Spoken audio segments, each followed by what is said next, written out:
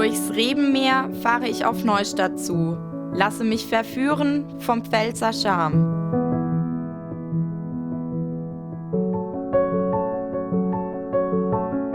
Verliebt wie General Johann de Ver in Kunigunde bin ich in das Flair der Pfalz. Feigen in schmalen Gassen, Fachwerk, wohin der Blick auch schweift.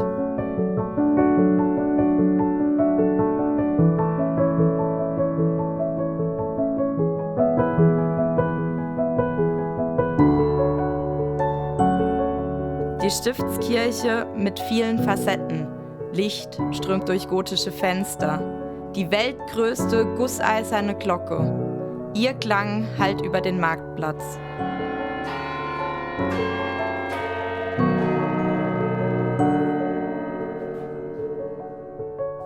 Tritsch, tritsch, der Lockruf der Elvedritsche.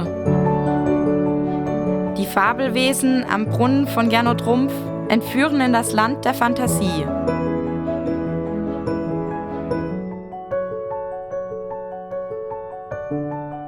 Ebenso beeindruckend die Impressionen von Otto Dill.